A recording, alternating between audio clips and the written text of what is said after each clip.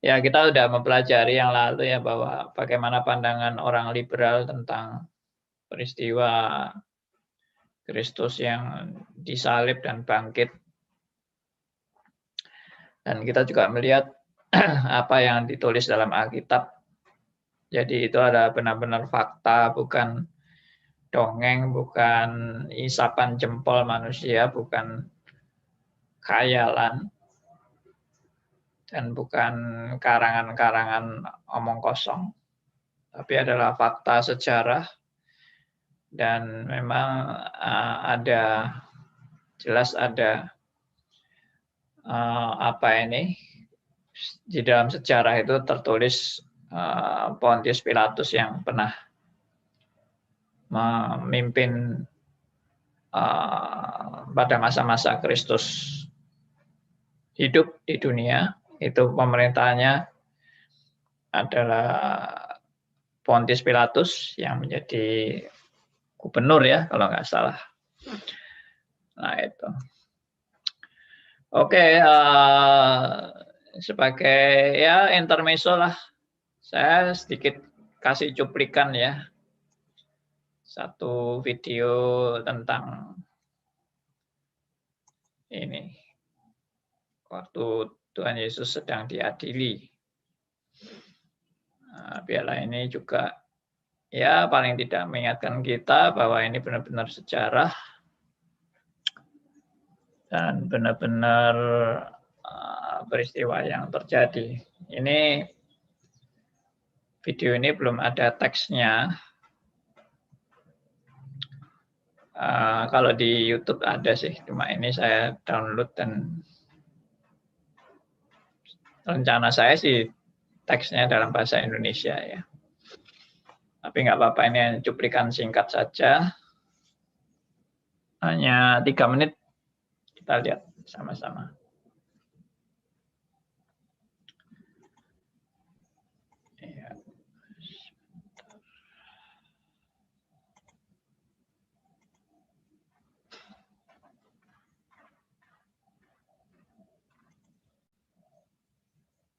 Ya, ini Pilatus ketemu Tuhan Yesus waktu ditahan di penjara sebelum diadili. Ya, kita lihat percakapan Pilatus. Ini semua ada di Alkitab, jadi saya melihat film ini adalah film yang memang mengambil ayat-ayat dalam Alkitab. Saudara kalau mau lihat percakapan antara Pilatus dengan Tuhan Yesus juga ada di Alkitab. Oke.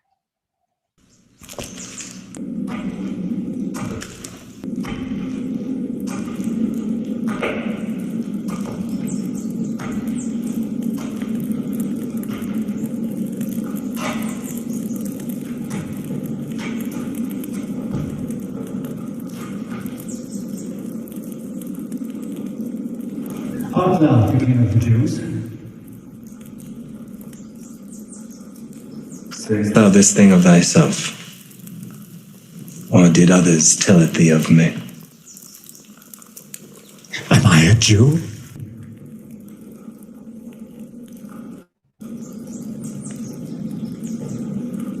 Thine own nation and the chief priests have delivered thee unto me. What hast thou done? My kingdom is not of this world. If my kingdom were of this world, then would my people fight, that I should not be delivered to the Jews. Art thou a king then? Thou sayest that I am a king. To this end was I born, and for this cause came I into the world, that I should bear witness unto the truth. Everyone that is of the truth heareth my voice.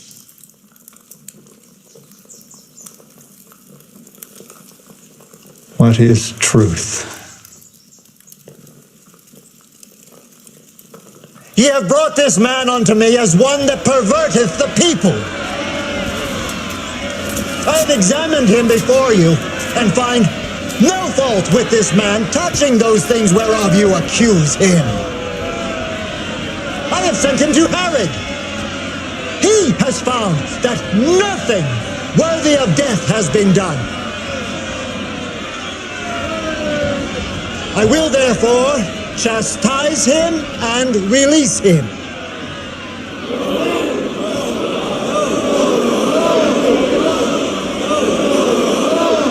According to your custom, at this time of year, one prisoner shall be released. Barabbas. Free Barabbas.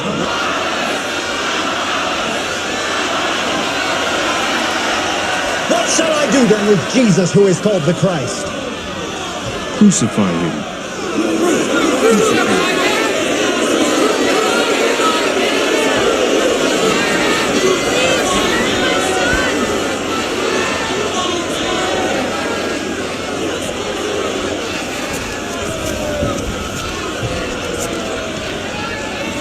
I am innocent of the blood of this just person.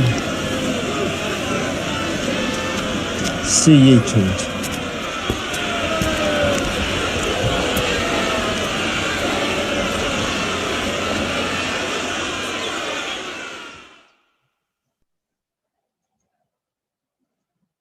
Ya, itu sidang yang dikuasai kadrun-kadrun. Ya, Pilatus tidak berdaya menghadapi masa yang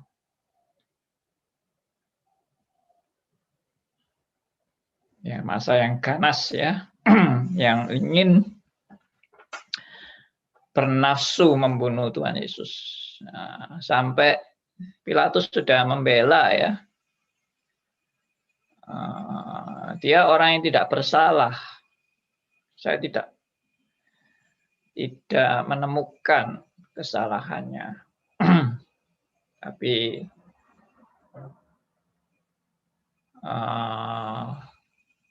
kalau nggak salah itu ada imam besar itu Kayafas yang bilang, Pilatus bilang, hari ini hari khusus saya bisa membebaskan orang yang kamu anggap jahat untuk dibebaskan. Ya, di Alkitab kan memang diberi pilihan, kamu mau pilih Barabas atau Yesus ini yang dibebaskan. Ya, imam besarnya bilang, Barabas, silakan bebaskan Barabas. Nah, kalau Yesus, salibkan dia. Luar biasa ya. Salibkan dia. Ya, tapi semua itu yang kita sudah belajar ya, semua itu adalah dalam rangka penggenapan firman Allah. Luar biasa, penggenapan firman Allah melalui kejahatan manusia.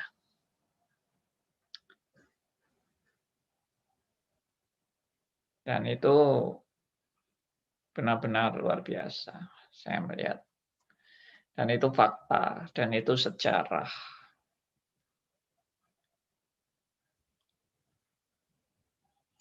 Ya, saya bersyukur kita boleh percaya kepada Sang Penebus yang sudah mati, yang sudah mati dan bangkit untuk kita semua. Puji Tuhan. Oke, kita lanjut.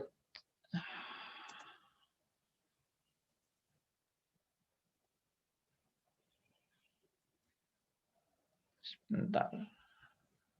Bukan ini.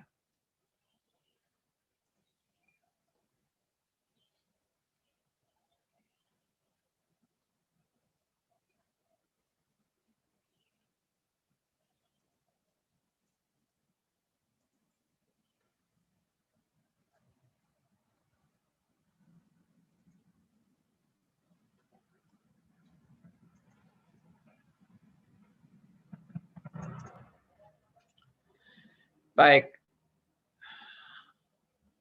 Salah satu pernyataan dalam Alkitab tentang Kristus yang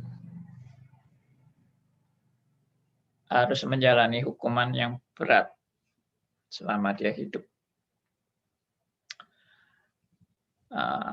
Kitab Perjanjian Lama yang paling jelas mengungkapkan kebenaran ini adalah kitab Yesaya. Begitu gamblang dan begitu luar biasa Yesaya menuliskan ini. Seakan-akan ini benar-benar hidup. Suatu cerita hidup yang digambarkan oleh Yesaya, padahal belum pernah terjadi. Tapi itu ternyata digenapi pada waktu Kristus disalib. Ya, mari kita lihat Yesaya 53 ayat yang ke-5. Tolong bisa dibacakan. Yesaya pasal 53 ayat 5. Tetapi dia tertikam oleh karena pemberontakan kita, dia diremukkan oleh karena kejahatan kita. Ganjaran yang mendatangkan keselamatan bagi kita ditimpakan kepadanya, dan oleh bilur-bilurnya kita menjadi sembuh. Ya, luar biasa kan? Kalimat ini seolah-olah cerita kejadian yang sudah terjadi. Tapi ini belum terjadi, saudara. Dan kita mungkin membacanya ya enak aja. Maksudnya membaca ini ya gampang aja. Tapi ini kan nubuat. Suatu nubuat yang belum terjadi pada waktu Yesaya menulis ini. Saya pernah ketemu teman. Ya, saya terus terang jengkel dengan analisanya dia. Saya sampai agak keras ngomongnya sama dia. Dia bilang gini, teman saya ini mahasiswa teologi, ya. Tapi ya itu sekolah teologi yang bau-bau liberal itu.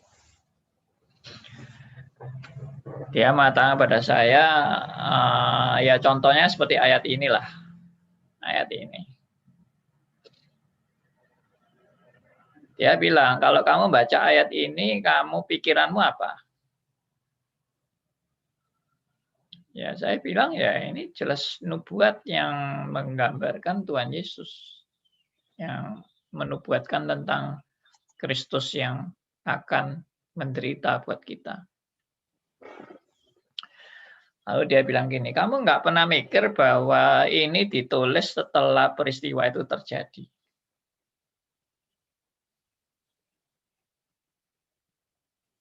Ya enggak lah, saya bilang. Saya enggak pernah mikir sama sekali bahwa kitab Yesaya ini ditulis setelah peristiwa Tuhan Yesus disalib. Dia bilang, loh itu ada kemungkinan, dia bilang. Ada kemungkinan bahwa ayat-ayat dalam Yesaya ini ditulis oleh orang yang sudah menyaksikan Kristus mati di kayu salib, lalu dia tambahkan ayat ini ke kitab Yesaya. Aduh, hancur deh. Kalau Anda memandang Alkitab hanya ditempel-tempel seperti itu, lalu ditambah-tambahkan, dicocok-cocokkan, lalu peristiwa itu sudah terjadi, lalu seolah-olah ditulis pada zaman yang belum terjadi. Ya sama aja toh, isi Alkitab itu semua isinya tipuan. Kita ini cuma percaya cerita-cerita bohongan aja kalau begitu. Bahwa ini peristiwa sudah terjadi, lalu ditulis seolah-olah pada masa belum terjadi. Loh, iyalah dia bilang, mana mungkin orang ngomong belum terjadi kok bisa menulis sampai sedetail seperti ini. Kan enggak mungkin. Ya itu pikiran orang-orang yang berbau liberal itu ya kayak gitu. Ya mikirnya simpel aja bahwa bagi dia nubuat-nubuat yang bicara detail tentang kejadian yang akan datang itu ditulis setelah peristiwa itu terjadi. Makanya terus seolah-olah ceritanya kayak nubuat, padahal itu sudah terjadi. Itu ditulis waktu sudah terjadi, cuma ditambahkan aja. Ya, saya bilang ya sudahlah. Anda kalau mau percaya itu ya sangat disayangkan menurut saya ya. Berarti kesimpulan saya cerita kita tuh cerita bohong. Dia bilang bukan bohong, ini kan memang betul-betul Tuhan Yesus disalib. Cuma nulisnya itu memang ditulis setelah peristiwa itu terjadi. Ya, saya bilang ya sama aja bohong lah. Ditulis setelah peristiwa itu terjadi, tapi seolah-olah pada zaman Yesaya di mana hal itu belum terjadi. Ya sama aja bohong dong. Saya nggak ngerti orang-orang liberal itu bisa ngarang-ngarang kayak gitu itu apa ya? Dia anggap Kristen itu cerita-cerita bohong kayak gini itu bagi dia normal-normal aja gitu loh. Ya karena memang dia tidak percaya ada nubuat, dia tidak percaya ada orang-orang yang nabi-nabi di Perjanjian Lama itu yang bisa diberi wahyu untuk melihat hal-hal yang akan datang. Ya ini cerita sedikit tentang ayat ini. Lalu yang kedua, ayat ini kan ditulis di surat Petrus. Oleh bilur-bilurnya kita menjadi sembuh. Nah ini juga oleh orang karismatik banyak disalah tafsirkan juga. Bahwa kematian Yesus membawa kesembuhan terhadap penyakit-penyakit jasmani kita. Ya, kesembuhan terhadap kanker, kesembuhan terhadap sakit jantung, ya, kesembuhan terhadap sakit ginjal, ya, kesembuhan ya macam-macam. Pokoknya oleh bilur-bilurnya kamu sembuh. Ini juga tafsiran ngawur dan ngaco. Ya, yang liberal tadi juga ngawur, yang karismatik juga ngawur. Bukan berarti saya itu tidak percaya ada mujizat. Saya percaya ada mujizat.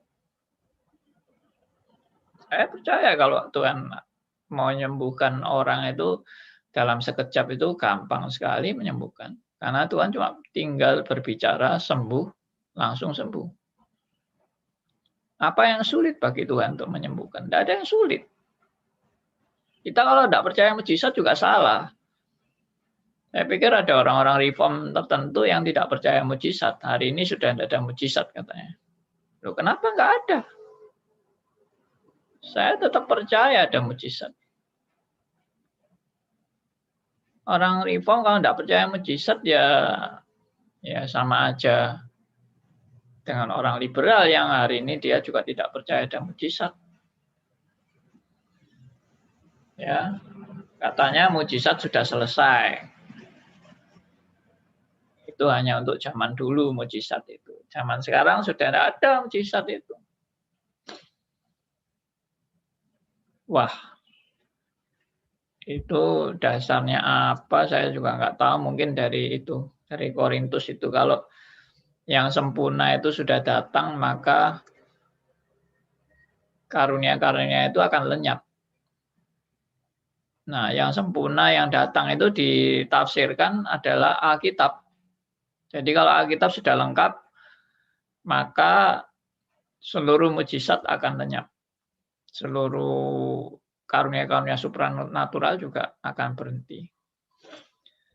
Bahasa roh juga berhenti, segala mujizat pun juga berhenti. Nah, ini juga bagi saya ngawur juga ya. Karena kalau yang sempurna itu datang maka semua akan berhenti itu, kalau saya sih menafsirkan yang sempurna datang itu ya kalau hari kedatangan Kristus semuanya sudah selesai. Oke, tapi itu nanti kita enggak usah debat itu. Tapi saya kembali kepada teks di sini. Jadi jelas yang dimaksud oleh bilur-bilurnya kita menjadi sembuh ini, sembuhnya ini sembuh rohani. Sembuh dari penyakit rohani, sembuh dari keadaan kita yang sudah terkutuk karena dosa. Jadi Tuhan memulihkan kita karena karya Kristus di kayu salib itu membereskan segala hutang dosa kita.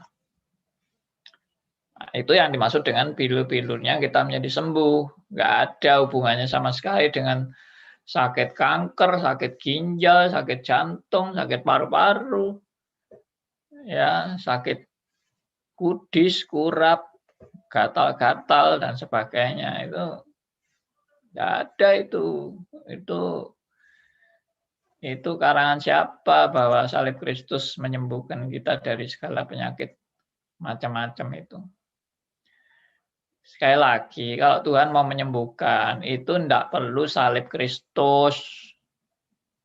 Ya, ini saya pernah bikin seminar tentang kesembuhan. Ya, sekali lagi ya, saya ulangi kalimat saya itu. Untuk menyembuhkan tidak memerlukan salib Kristus. Kristus itu bisa menyembuhkan langsung tanpa salibnya. Tuhan Yesus ngomong kepada orang lumpuh, sembuh. Langsung sembuh. Tidak perlu salib. Ya, Tuhan Yesus ngomong sama orang lumpuh, bangkit. Langsung bangkit. Tidak perlu salib. Tapi untuk menyelesaikan dosa, untuk membereskan dosa, untuk melepaskan Anda dan saya dari kutuk dosa, yaitu maut. Tidak bisa Tuhan Yesus cuma berkata, maut aku lenyapkan dari hidupmu. Langsung mautnya lenyap. Tidak bisa.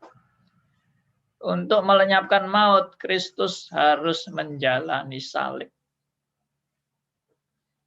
Nah, itu yang dimaksud oleh bilur-bilurnya kamu sembuh.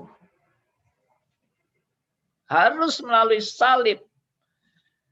Maka kita dibebaskan dari kutuk dosa. Kalau sembuh dari kanker, tidak usah salib. Allah cuma ngomong aja langsung selesai. Itu loh hebatnya. Hebatnya kutuk dosa. Tuhan tidak bisa cuma ngomong. Hebatnya kutuk dosa itu harus dijalani melalui salib Kristus. Dan itu luar biasa pengorbanan Kristus. Ya. Saya kalau lihat film tadi itu saya bisa nangis saya. Melihat nangisnya bukan kasihan sama Yesus, nangisnya itu aku yang nggak layak ini kok sampai boleh ditebus oleh pengorbanannya. Itu. Oke. Jadi kesimpulannya apa? Kesimpulannya ini benar-benar fakta sejarah sudah saya tegaskan yang lalu. Dan ini bukan tambal ayat-ayat yang tambal sulam seperti tafsirannya orang liberal yang mengatakan bahwa ini ditulis setelah peristiwa itu terjadi lalu ditambahkan di kitab Yesaya.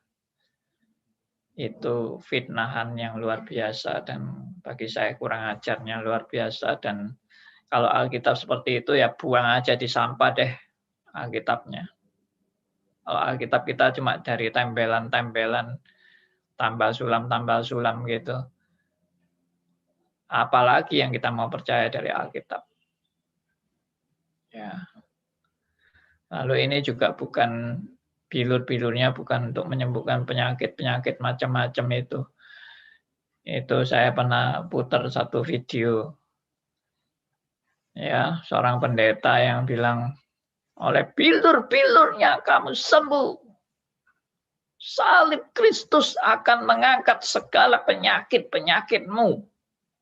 Penyakit kanker, ya, penyakit lumpuh, buta, ya, dan sebagainya akan diangkat oleh salib Kristus. Itu ya, berita-berita ngawur yang ngaco. Maaf. Ya, saya sendiri dulu juga ngawur seperti itu. Saya kalau ngomong kayak gini ini bukan saya itu sok hebat, enggak. Itu saya sendiri dulu. Saya itu pengawuran dulu itu. Dan puji Tuhan, Tuhan sudah mencelikkan saya dan menyadarkan saya bahwa jangan menggunakan ayat-ayat sembarangan kalau nggak ngerti, kalau nggak belajar baik-baik. Puji Tuhan. Ya, kalau Tuhan tidak membimbing saya, tidak berbelas kasihan pada saya tetap sesat sampai hari ini. Dan saya bikin video-video YouTube yang menyesatkan banyak orang. Ya, puji Tuhan, kalau Tuhan menyadarkan kita semua. Oke, saya beri kesempatan kalau ada yang mau tanya, mau kesaksian atau mau apa, silakan. Ya, mau tanya, Pak. Baik. Itu kalau mengubah perjanjian lama kitab Yesaya tadi itu, ya orang Yahudi marah sekali. Orang Yahudi kan kalau menyalin Alkitabnya kan luar biasa, sistemnya begitu rupa, sulit sekali, ditambahi, dikurangi dan sebagainya, sulit sekali dan pasti marah sekali, tidak mungkin. Kalau perjanjian baru mungkin sih digonta-ganti jambo, tapi kalau perjanjian lama lawannya Yahudi langsung.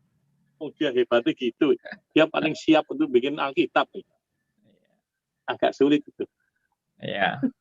Ya kalau saya ngomong gitu, dia orang liberal lebih baik tidak usah urusi gereja saja, tidak usah sekolah saja lah, ya bidang lawyer saja, SH, daripada sekolah Alkitab ngapain? Ya. Saya teringat ada seorang pendeta senior yang pernah komentar terhadap orang-orang liberal ini. Pendeta ini sebetulnya pendeta bukan reform, tapi dia orang yang udah senior gitu. Dan biasanya pendeta senior itu sekolah kitabnya masih beres. Ya, biasanya yang sekolah kitabnya enggak beres juga ada juga sih yang senior. Nah, lalu dia ngomongnya gini. Coba kita berpikir logika aja katanya. Produk Alkitab itu tahun berapa? Ya kan? Produk Alkitab itu tahun berapa? Ya kan? Kalau Alkitab Perjanjian Lama itu ya boleh dikata 400 tahun sebelum Kristus kan? Itu baru lengkap itu. 400 tahun sebelum Kristus itu baru lengkap Perjanjian Lama. Lalu orang liberal itu hidup tahun berapa? Ya, orang liberal itu hidup tahun berapa? ya tahun-tahunnya kita ini kan ya paling abad 20 lah itu. Lalu dia bilang, lah kita lebih mau percaya mana? Sumber yang dari 400 tahun sebelum Kristus atau kita mau percaya omongannya wong liberal iki yang hidupnya baru abad 20. Ya, nah itu aja secara logika aja udah orang bodoh amat dia bilang. Sangat bodoh kalau kita mau percaya orang abad 20. Lalu mengabaikan tulisan yang sebelum Kristus 400 tahun yang lalu. 400 tahun sebelum Kristus. Berarti 2400 tahun yang lalu. dibandingkan sama orang abad 20 ya. Abad 20 itu kan tahun berapa sih ya, paling 1950-an gitu kan. Gitu.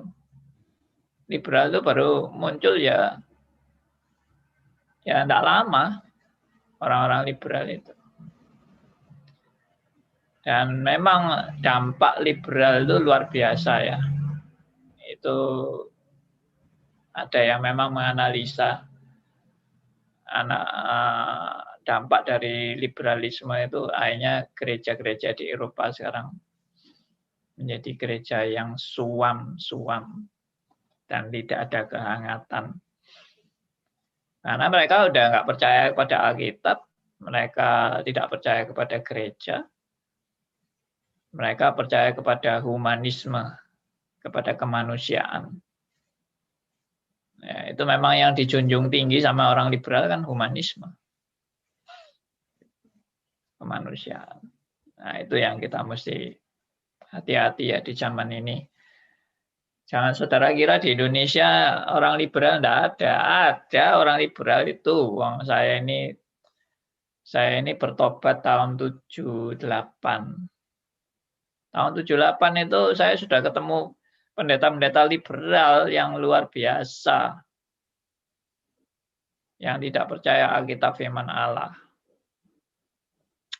Itu tahun 78. Ya, sekarang apa lenyap mereka? Enggak lah. Sampai hari ini saya juga tahu ada pendeta liberal yang masih hidup hari ini. Dan mungkin makin banyak. Cuma saya kan sudah tidak tahu generasi muda sekarang yang liberal-liberal siapa aja. Kecuali yang paling terkenal itu. Ya toh? Yang sampai dikeluarkan dari gereja itu. Dari gereja, ya saya enggak mau sebut namanya lah, nanti di Indonesia ini enggak enak sebut nama tahu-tahu dituntut ke pengadilan. Repot. Indonesia ini banyak orang nganggur, sikit-sikit dituntut ke pengadilan gitu. Ya saya jadi orang korban pengangguran, ya males saya. Makanya kita harus cerdik seperti ular ya. Kadang-kadang ngomong-ngomong kayak gini tahu-tahu dituntut. Tapi kalau memang untuk kebenaran, ya siapa takut kalau betul-betul itu kebenaran. Tapi kalau hanya untuk kekonyolan, ya buat apa? Ya, oke. Silakan. Ada yang mau? Pak Andi, selamat pagi Pak Andi. Bu Meta, selamat pagi. Ya, Pak Ya, pagi. Theodor. Ya Pak, tadi kan Bapak bilang kan karya Yesus itu membereskan segala hutang atau kutuk dosa ya Pak ya? Yes. Ya, saya melihat ada 4 hal paling kurang kita bersyukur sama Tuhan. Pertama, Allah itu menggenapkan nubuatan. Terus kedua, Allah mengingat perjanjian dengan umatnya. Baru ketiga, Allah benar-benar masuk ke dalam sejarah. Dan keempat, Allah sudah datang dan tidak perlu menunggu Mesias lain. Itu aja Pak, tanggapan saya. Makasih. Oh ya, bagus. Anda cocok untuk jadi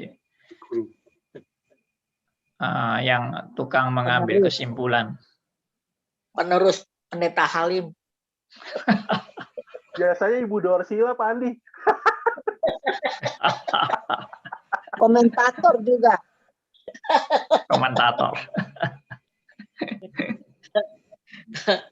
Iya. Tenang saya, kalau banyak orang-orang pinter.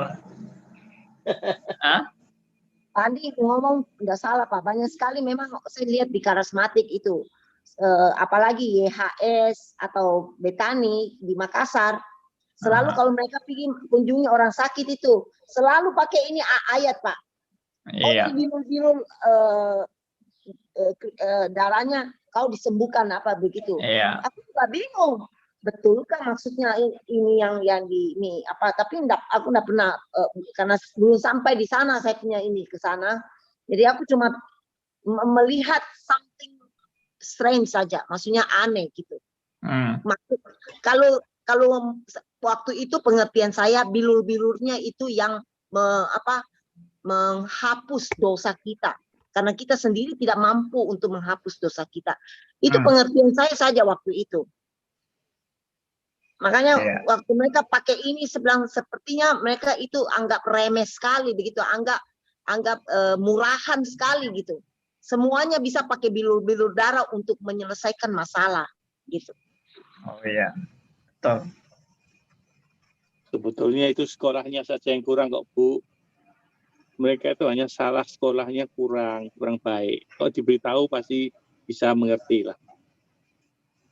Iya, karena maksudnya orang pastor, pendetanya kan 3 bulan sudah bisa jadi pendeta. Pasti ngerti lah ya, mau ngerti. Ini kalau ajaran orang karismatik ini 3 bulan saja sekolah bisa sudah jadi pendeta muda. Nah itulah yang salahnya di situ. Itu salah mereka memang. Kalau mereka, kalau tugas kita adalah memberitahu yang dimaksud tadi yang seperti Pak Halim menerangkan itu sudah pasti dia bisa nerima. Yang kurang sekolah saja kok, dia kurang sekolah. Ya, suruh masuk stri saja. Pak Aryo, Ya. Maaf Pak Aryo, kalau kata Pak Tong sih nggak semua orang karismatik begitu Pak. Ada kayak Gordon Finn, itu di luar negeri mereka beres doktrinnya.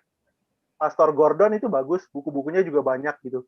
Nggak semua orang karismatik begitu Pak. Iya. Ya semua orang. Kalau GRI juga bahaya kalau dia tidak setuju mujizat itu, ya juga podombe liberal loh ya serem juga itu ya.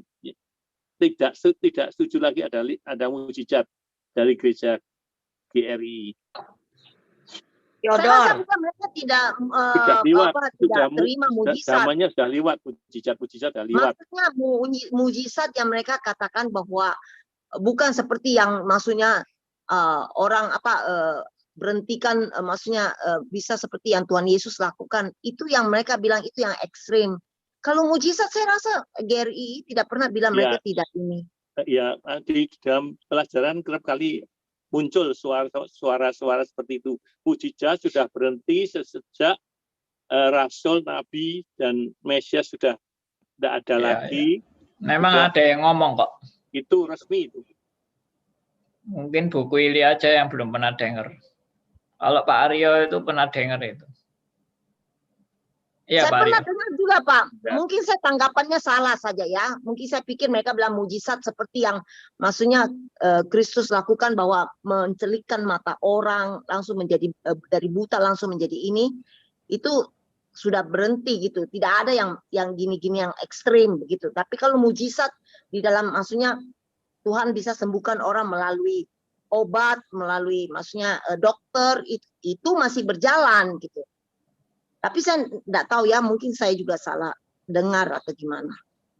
Guru itu sudah menerangkan, mendefinisikan mujizat itu apa. Kan reform selalu segala sesuatu didefinisikan sungguh-sungguh. Apa sih artinya mujizat? Supaya tidak salah kaprah pembicaraan kita berkelahi di sana-sini padahal tidak ngerti yang dimaksud. Setelah dijelaskan semua, baru dia menyatakan bahwa mujizat yang saya sebutkan ini, definisi ini, sudah tidak ada lagi. Sesudah para rasul, nabi dan Mesias sudah nggak ada lagi, sudah nggak ada lagi mujizat yang saya definisikan ini. Supaya hati-hati, ini apa-apa disebut mujizat, repot bilang gitu. Oh, ada benernya, ada benernya juga, ada salahnya juga. Mungkin saya mau menambahkan ya. Nanti minta pendapat Pak Andi. Iya. Jadi kalau misalkan yang dimaksud kebanyakan orang itu kalau mujizat itu pasti hal-hal yang spektakuler ya, di mana perlu itu berarti Tuhan ada dan kemudian berkarya hebat baru itu namanya mujizat gitu. Tetapi sebetulnya kita sering lihat ya bahwa di dalam kehidupan kita tuh banyak mujizat yang Tuhan lakukan sebetulnya. Sampai dengan kita percaya kepada Tuhan gitu ya, terus kita boleh rendah hati belajar, itu sebetulnya satu hal yang Tuhan karuniakan kepada kita. Boleh jadi juga waktu kita penginjilan ya, penginjilan ke rumah sakit, orang udah stroke gitu ya, udah mau koma gitu ya, tetapi kok waktu diberitain Injil tuh bisa ada respon gitu loh. Itu sebetulnya kan hal-hal yang bisa dibilang mujizat gitu, nggak harus yang bentuknya spektakuler dipandang mata gitu ya. Dan orang salah berpikir bahwa mujizat itu seringkali terjadi itu baru campur tangan Tuhan, enggak gitu ya. Padahal setiap hari kalau kita melihat pasti ada mujizat yang Tuhan lakukan dalam hidup kita maupun hidup orang lain. Ya, itu tanggapan saya sih. Setuju banget. Dan memang itu yang saya ajarkan dalam seminar-seminar mujizat itu. Definisi mujizat itu seringkali kita selalu lihatnya kalau hal-hal yang spektakuler, yang wah luar biasa begitu, yang dahsyat. Tapi sehari-hari itu ya mujizat, kita itu bisa menghirup oksigen itu yang mujizat sebetulnya. Ya, kita melihat bunga yang warna-warni, ya itu juga mujizat. Makanya Tuhan Yesus kan pernah bilang, Salomo yang pakaiannya sehebat begitu tidak pernah lebih indah dari bunga bakung. Ya, nah, itu juga mau menunjukkan bahwa sehari-hari kita ketemu mujizat. Tapi memang tetap juga ada mujizat yang di luar atau yang melampaui natur kita, supranatural. Ya, supranatural. Jadi kalau misalnya kita bisa sembuh dari penyakit, sudah hopeless, dokter-dokter semua angkat tangan, tiba-tiba terjadi mujizat sampai bisa sembuh dari penyakit. Padahal dokter semua sudah hopeless, sudah tidak ada harapan. Nah, itu beberapa kali terjadi kan. Dan itu saya juga percaya itu tangan Tuhan yang betul-betul memberikan anugerahnya kepada orang yang sakit itu sehingga mengalami mujizat. Memang tetap bisa juga dianalisa. Ada teman saya yang bilang, ya tapi dokter yang angkat tangan terus tiba-tiba terjadi mujizat, kalau dianalisa ternyata secara medis pun bisa dianalisa kesembuhan yang ajaib itu katanya. Entah daya tahan tubuh yang tiba-tiba timbul ya dalam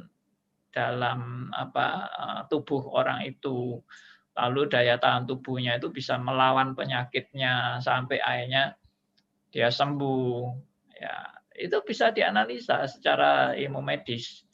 Tapi yang ajaibnya itu kan, loh kok tahu-tahu daya tahan tubuhnya kok tahu-tahu meningkat. Nah itu kan itu juga satu keajaiban gitu loh.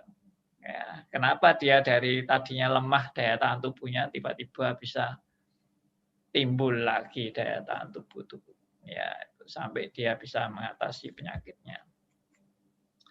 Ya itu namanya kalau kita bikin kesimpulan secara simpel ya, belum waktunya mati ya toh. Orang kalau belum waktunya mati ya, biarpun dokter semua sudah angkat tangan, ya enggak jadi mati. Ya. Kalau sudah waktunya mati, biarpun sehat walafiat, tahu-tahu kejutan yang luar biasa tiba-tiba mati ya bisa juga. Ya.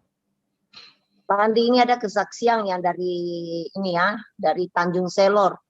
Ada seorang Buddha dan ini memang terjadi. Dan kita kenal orangnya. Dia sudah memang sakit parah, tinggal mati saja gitu. Dokter katakan. Dia Buddha keras memang Pak.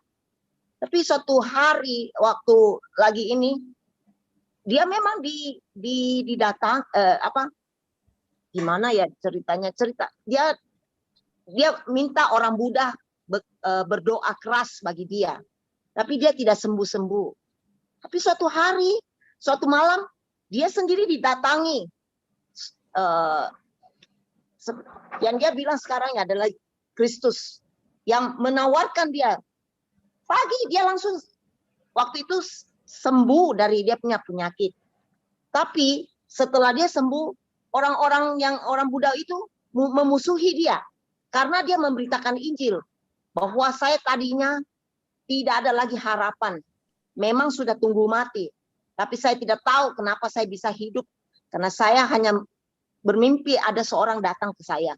Dan sejak saat itu besok saya sembuh, bukan karena saya dokter, kekuatan dokter atau apa, karena dia bersaksi kepada orang Buddha.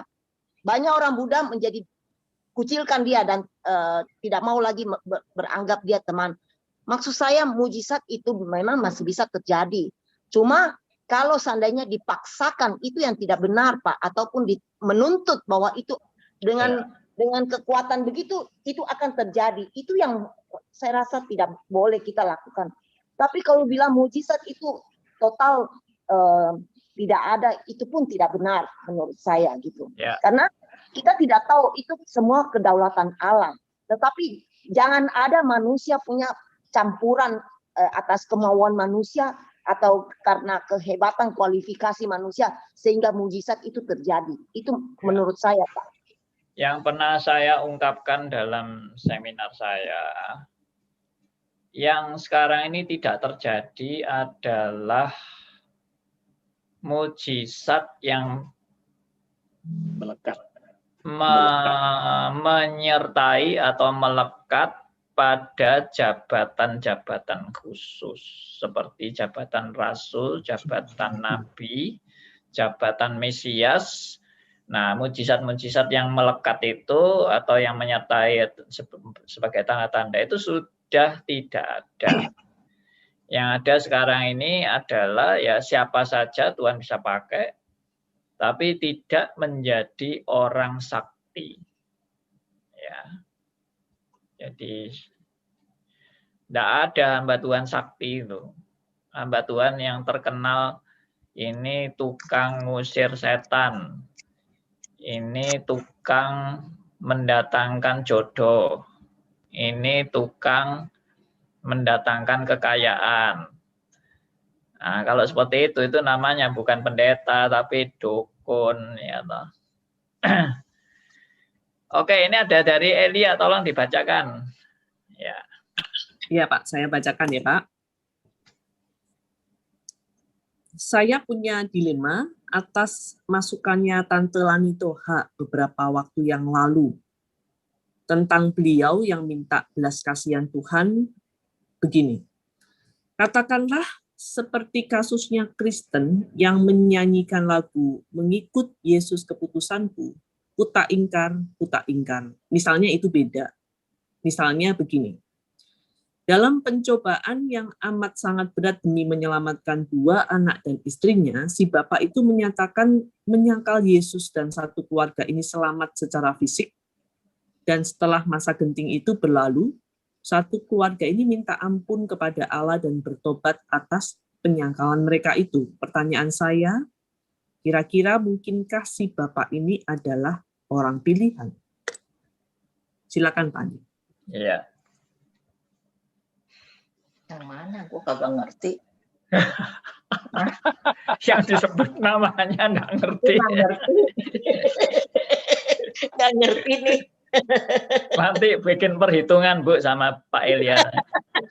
Biar Pak Andi yang memberikan menyimpulkan. Pak Theodor menyimpulkan. Ya, saya simpulkan ya. Pak Andi, sebentar boleh. Pertanyaannya diulang nggak? Sebentar Pak ngomong. Mengerti gitu. Nah, saya ngomong deh sebentar. Kalau saya sih nggak ngerti mujizat atau apa yang lain. Yang penting kita melekat dengan wajahnya Kristus, mendekat dan minta belas kasihan semuanya ya kan. Saya juga umpamanya orang sakit, orang apa ya.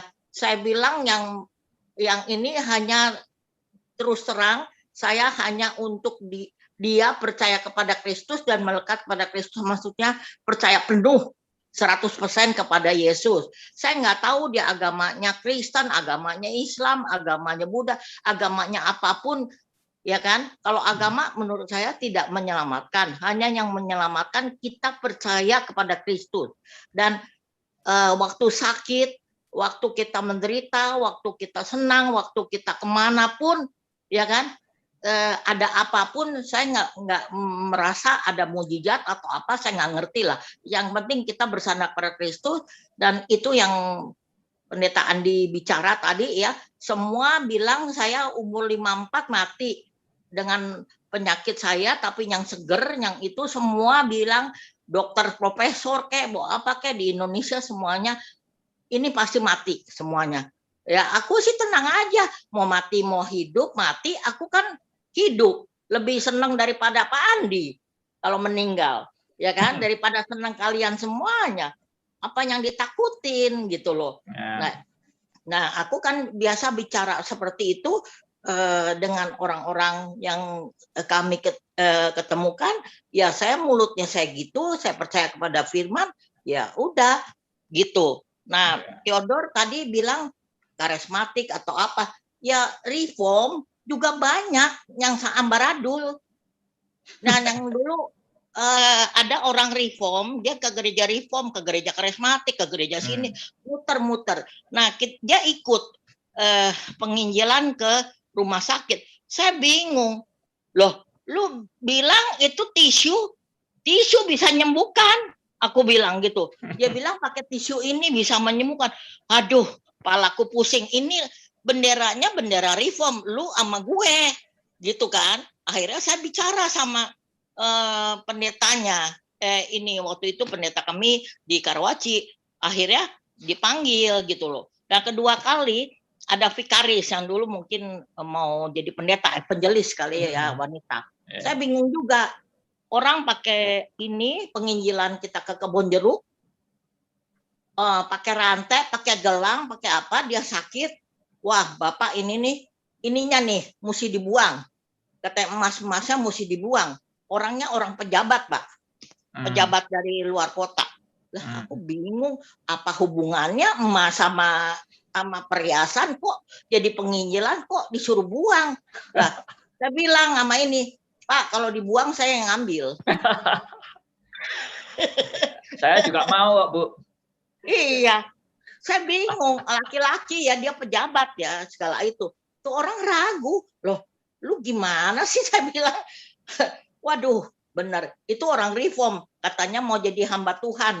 Aduh, kan lu udah belajar gitu loh. Itu. Nah, sekarang kedua dia ngajarin kita. Bahwa dia ngajarin kita seperti Pak Andi ini ya. Di kelas Karawaci, dia ngajarin. Dia bilang, kalau ke penginjilan itu, jangan sembarang orang diinjilin. Lah, kok aku heran. Ada waktunya, jadi kita doa. Loh, kalau kemana-mana kan doa dulu segala apa. Kita mesti yang mana yang harus injilin? Emang kita lihat-lihat, oh ini si ini. Yang enggak, kan di firman enggak. Nah, aku bingung. Lu kan hamba Tuhan, masa caranya begitu? Gitu. Jadi kita di kelas ribut dan nih, saya juga nggak tahu saya benar apa enggak. Tapi loh, kalau gitu gue mesti mikir-mikir nih sama siapa gue ngomong. Gitu. Aneh gitu loh. Nah, maka itu kita bilang bukannya reform emang semuanya ini ya kan bagus ya, itu ya aku pikir sih anugerah semua masih proses lah. Iya gitu loh. Tapi aku juga mungkin itu adalah oknum, karena kalau pengajarannya saya rasa sama seperti Pak Andi bilang. Kalau pengajarannya, tapi itu adalah oknum yang kadang-kadang tidak mengerti dan juga tidak bertanggung jawab. Maksudnya ajarannya kan udah puluhan tahun kan, itu betul-betul reform. Kita kembali ke Alkitab betul-betul. Ya emang ini pribadi lepas pribadi. Ada yang udah majelis juga saya bingung. Lu lan sombong banget. Emang lu kira Yesus Kristus saja yang bisa itu menyelamatkan orang? Hah?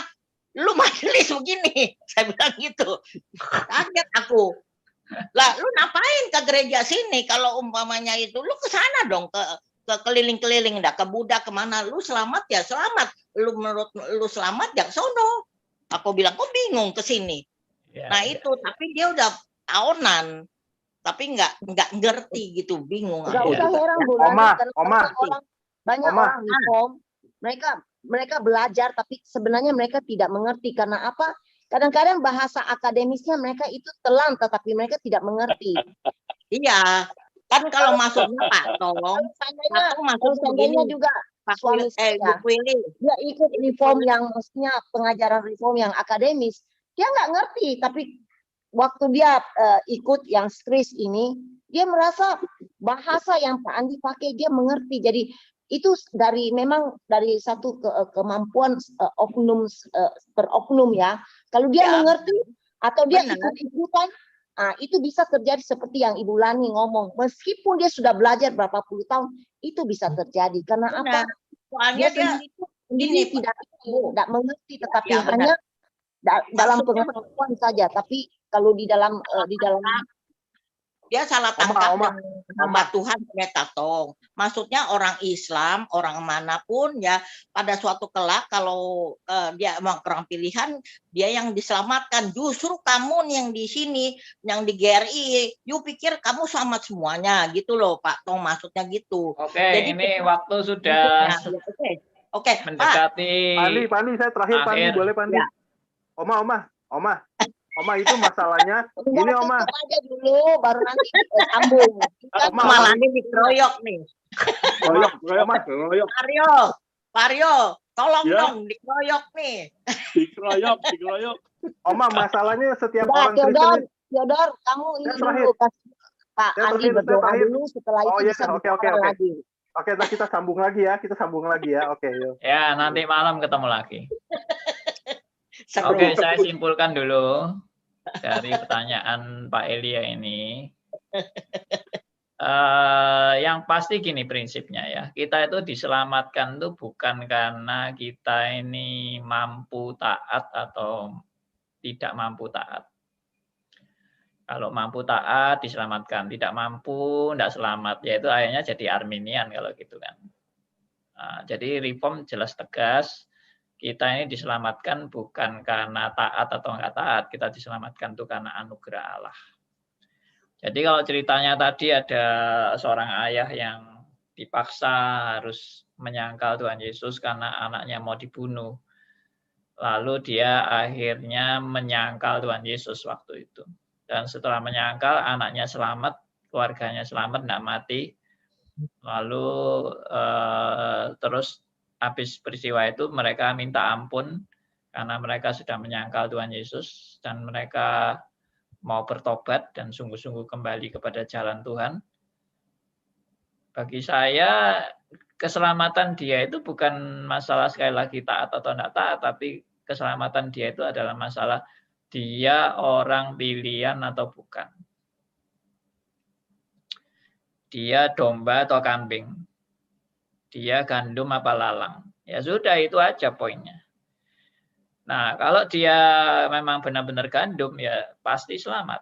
Tapi akibat dari penyangkalannya tidak berarti dia kemudian tidak ada risiko. Ya.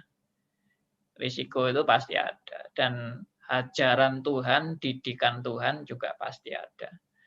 Jadi tidak begitu saja, menyangkal, tidak apa-apa, tidak masalah, nanti toh bisa diampuni lagi, nanti menyangkal lagi, diampuni lagi. Akhirnya ikut Kristus seperti kayak mainan. Ya jelas tidak. Saya juga percaya ada orang-orang yang sampai berani tetap teguh dan tidak menyangkal. Itu pun juga kekuatan dan anugerah yang daripada Tuhan. Dan memang ada saat-saat perlu untuk tetap tidak menyangkal sampai mati. Itu ternyata dipakai Tuhan sebagai suatu kesaksian untuk mempersiapkan di wilayah itu ada pertobatan besar-besaran melalui kematiannya dia. Nah, itu yang kita tidak mengerti rencana Tuhan ya. Jadi kita jangan ambil itu menjadi suatu hal yang simpel, menyangkal atau tidak menyangkal. Itu bukan simpel, itu suatu keputusan yang sangat krusial dan sangat esensial dan urgen sekali. Oke, saya selesai sampai di sini. Saya serahkan kepada Meta kembali. Ya, terima kasih ya buat partisipasinya Bapak Ibu pada pagi hari ini. Jadi semangat semua, kita belajar kebenaran dan kita semakin tajam ya untuk mengoreksi satu persatu pemikiran kita berdasarkan firman. Dan kiranya ini tetap menjadi berkat. Kita ketemu lagi pada minggu depan dengan waktu dan jam yang sama ya Pak Andi ya. Ya. Dan kita akan menutup kembali di dalam doa. Silakan Pak Andi. Ya, saya minta Pak Hendarto pimpin dalam doa.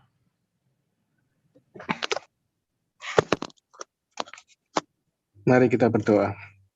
Bapa di surga, terima kasih atas kasih-Mu yang begitu besar terhadap kami, dan kami dikumpulkan untuk boleh belajar akan kebenaran firman-Mu melalui acara pagi hari ini, Tuhan. Terima kasih Tuhan karena Tuhan sudah memberikan Pak Andi Halim kepada kami untuk mengajarkan kepada kami kebenaran akan firman-Mu, dan kami diajar untuk memahami ajaran-ajaran yang benar, dan kami boleh bukan saja mengerti dan memahami, tapi kami boleh menjalaninya di dalam kehidupan kami. Ya. Terima kasih atas paparan-paparan yang sudah diberikan melalui Pak Andi Halim ini. Kami boleh mengerti, terutama diriku ini Tuhan, penderitaan-Mu di kayu salib adalah untuk mendamaikan kami dengan Engkau Tuhan. Dan kami boleh dilayakkan untuk kembali kepadamu, untuk menyembah dan beribadah kepadamu, bahkan belajar kebenaran firman-Mu. Terima kasih atas anugerah-Mu yang bagi kami semuanya adalah mujizat dalam kehidupan kami ini Tuhan. Kami boleh mengenal-Mu, boleh belajar, dan kami boleh mengikuti pelajaran-pelajaran melalui stres maupun radio RMC ini Tuhan. Kau berkati Pak Andi Halim dan Bu Meta yang membawakan acara ini, dan berilah kesabaran kepada mereka berdua dalam mengajar kami yang bodoh dan tegar tengkuk ini Tuhan, supaya kami benar-benar bisa memahami kebenaran tentang Engkau dan kebenaran tentang firman-Mu Tuhan, dan kami boleh mempraktekkannya dalam kehidupan kami. Kami menyerahkan hidup kami dalam tangan-Mu Tuhan, hanya kehendak-Mu yang jadi atas kami. Di dalam nama Tuhan kami Yesus Kristus kami ucap syukur dan berdoa. Amin. Amin. Terima kasih.